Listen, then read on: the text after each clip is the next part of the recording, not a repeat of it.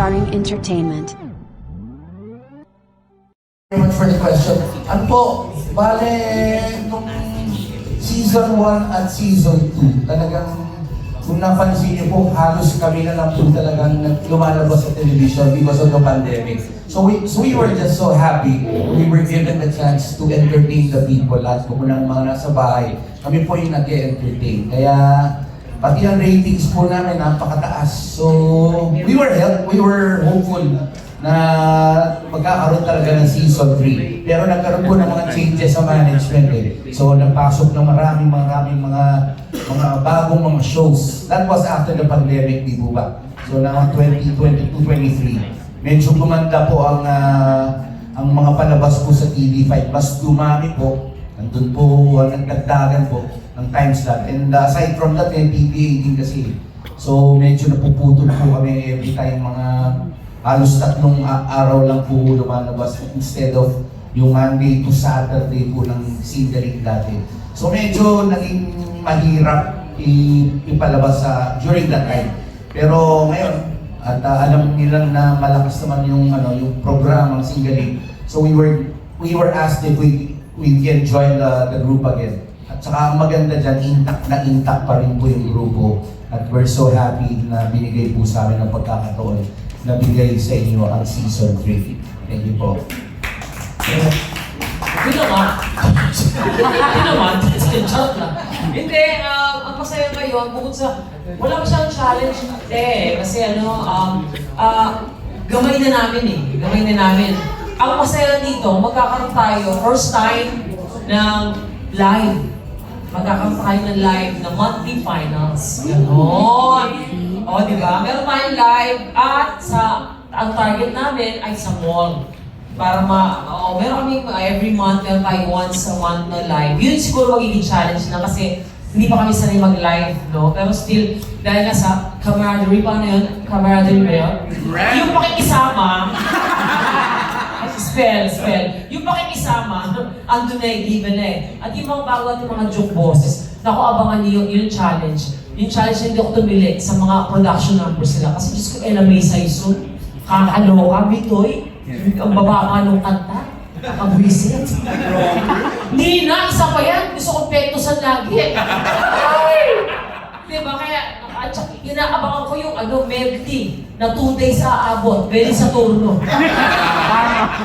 Diba kasi lahat naman yung pang isa, diba, doon ako na-excite. Kasi I'm pretty sure lahat tayo pag nagiging okay, imposible wala tayong kinakanta, hindi pwede sa turno. Diba? One way or another lang, ay, kanta yan, may kinalaman si Sir Pedro. Siguro yung Ray Valera, diba? Hindi pa yun. Ewan din, basta, basta yun lang, excited at challenge-wise, yun lang siguro yung every month, pero maganda challenge yun for me, for us, everyone. Thank you.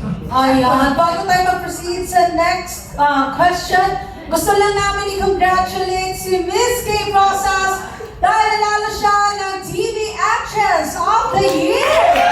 Platinum Star TV Awards ng Trinity University of Asia! Congratulations! Akala ko prank, hanggang ngayon akala ko prank. Mamaya ko po siya natanggapin ko, ayaw maniwala. Oo, diretso ko kami sa Trinity University. Gusto ko pasalamat sa Trinity University. Akala ko talaga prank palang Enchos. Pino mo TV Actors of the Year. At pero gusto ko pasalamat din sa ang himalanin ninyo. Dahil alaking bagay. Siguro, gusto ko sana questionin, di ba? Yung parang, bakit ako napili? Bakit ako binoto nila? Pero hindi ko na po ako questionin. Patanggapin ko lang po yung blessing. At sasabihin ko lang po na I think I did something good. Para napansin nila. At siguro tao ngayon gusto nila family-oriented na teleserye. At gusto siguro nila, para sa akin, opinion ko lang din, mamaya narawin ko sila. Papost ko. Siguro gusto nila yung medyo light. No? May dramedy for a change. So maraming salamat sa mga bubuo ng Platinum Stallion Awards, Media Awards ng Trinity University. I'll see you later tonight. Ito na yun.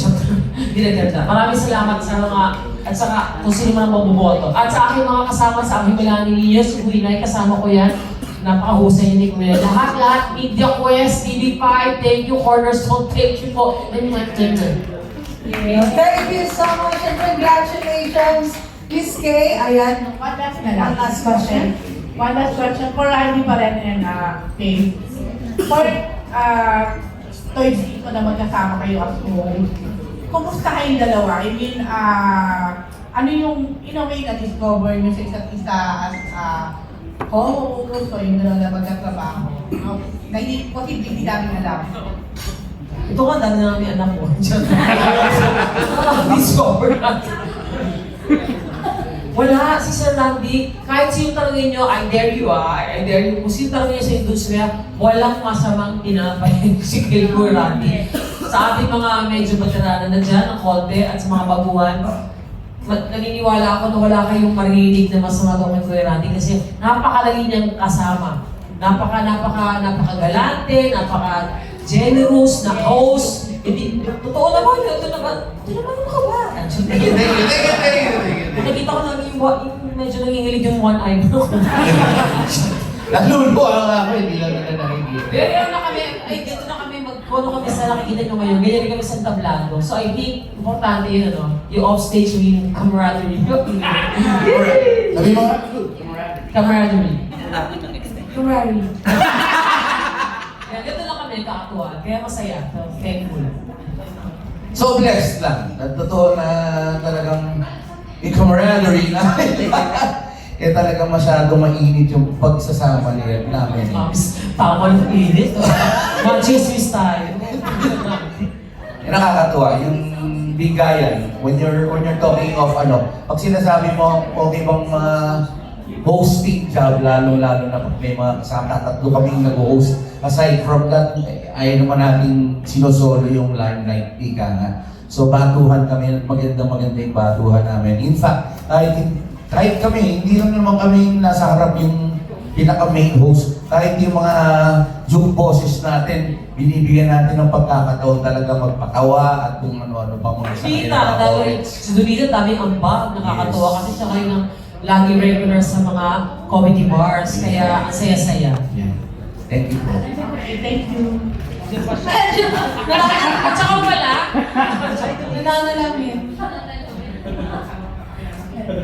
Naririnig ko na kami. Mag-earphones ka kasi. Kumuha ka ng earphones. Ano sa Randy?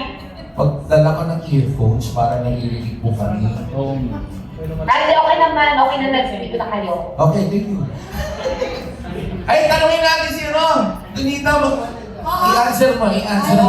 Ayan, may question ako for Miss Donita. Ayan, Miss Donita, you are so blessed dahil ang dami mong programa. Dami mong gigs, racket, sa comedy bar, present ka, at with Corina Sanchez pa sa Face to Face. Tapos ito pa, singgali. Nako, paano mo napagsabay-sabay ang lahat ng yan, Miss Donita? Ganun talaga pag-ipit ka, mapagsasabay mo talaga lahat. Pag-ibig ka. Donita, Ang marami kang sinusuportahan. naka-cellphone ka ba? Opo, Sir Randy, kasi nasa labas ako. Oh. Meeting kasi kami, so ayun yung background ko ngayon, mga yate. Ay, So, wala. I-landscape mo para kita lahat. ayan, okay. Nakalansin. Yan, Sir Randy. Okay, thank you. Yan, okay na po. Nice. So, Ayan, paano mo na paghati-hati ang sarili mo, Miss Donita? Dahil ang dami mong projects. hindi yun naman talaga masarap, di ba? Alam naman natin yun na pag maraming kumukuha sa'yo, ibig sabihin, maayos ka magtrabaho. So, marami nagtitiwala sa yung tao ganun. So, para sa akin, honor na yun agad. Tapos, para sabay-sabay mo siya, kasi kaya naman talaga. So, pag masipag ka lang talaga na tao, yung pagod, yung kahit tatlong trabaho, kaya naman talaga natin yun. Diba? Dito nga sa ibang bansa, yung mga Pinoy dito, hindi lang isang trabaho, tatlo. Kinakaya din nila, di ba? So alam naman natin lahat, pag meron tayong goal sa buhay, at may gusto tayo marating talaga, so kahit anong pagod, anong hirap yan, kung kaya naman pagsabay-sabihin, go lang ng go, ganon. Yes!